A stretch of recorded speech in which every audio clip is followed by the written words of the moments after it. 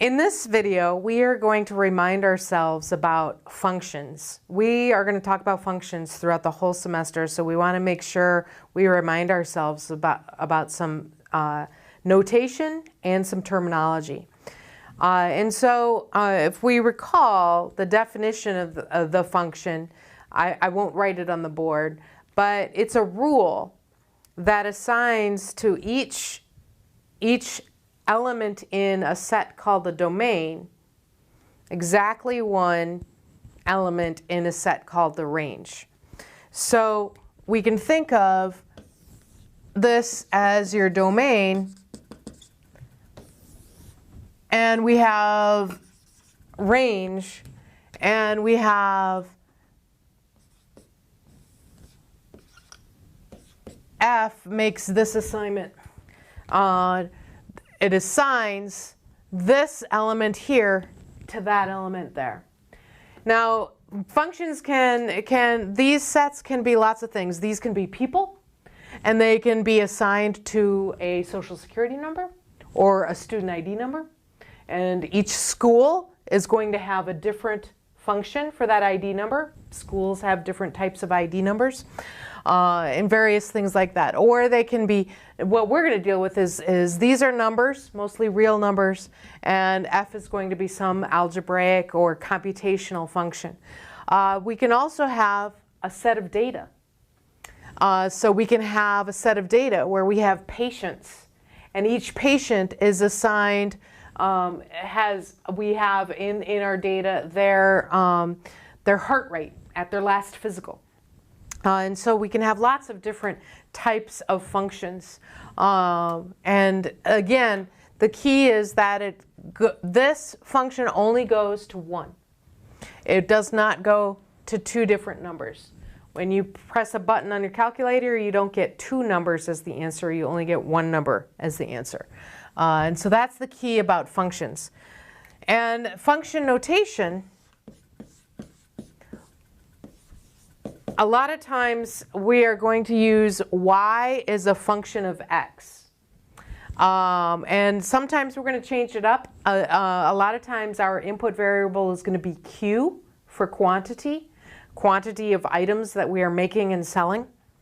And this letter might be different also, but a lot of times in our examples we're going to, that's what we're most familiar is y is a function of x. Once you know what your x value is, you plug it into your rule or look on the data of your chart, look on the graph, and that tells you what the y value is.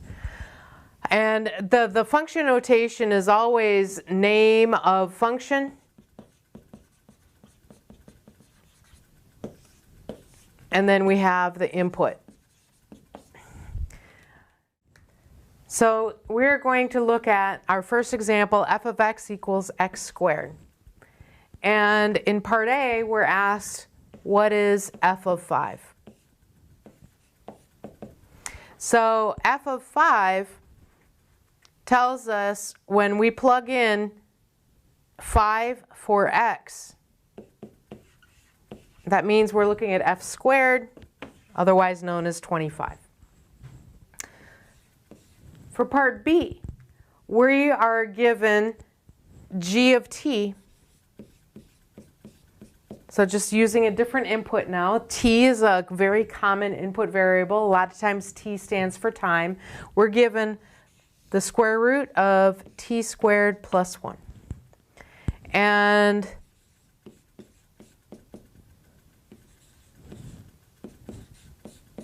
we're first asked what g of 0 is. Now, some people, the more practice you have, the more recent your last math class was, you might not need to write down everything, and you can do some of these steps in your head. But what this is saying is when I plug in 0 for t, we're looking at the square root of 0 squared plus 1. That's a plus. So you get square root of 1, which is otherwise known as 1. Right? Again, some people are able to go either right to here or even right to here, the more practice you have. Be careful with some of our orders of operations. When I plug in -3, That means negative 3 is t. So it's negative 3 quantity squared, and then we add 1, and then we take the square root. And so that would be, I'm not going to write this down, 9 plus 10 underneath our square root of 10. This is our exact value, so we can just leave it at that. Some of our other problems, we might have something a little more abstract. We might ask, given this f of x, we might be asked, what is f of t plus 1? And let's go back to our function notation. What this means is whatever is in here, I'm going to take that and square it. So if I have f of smiley face, I have smiley face squared. So here I have t plus 1 is my input, so it's t plus 1 quantity squared. And I could expand that out, FOIL it out if I wanted to get 2t squared plus 1. Either of those would be fine. In fact, a lot of times this might be easier to deal with. Part D, we're looking at, again, G. This rule is saying that whatever I have, let me rewrite this, G of whatever's in the parentheses, I take the square root of whatever's in the parentheses squared, add 1 like that. So for D, we're given G of x plus h. We would have x plus h inside our parentheses, quantity squared, plus 1. And again, we might simplify that, but right now that's what we would do.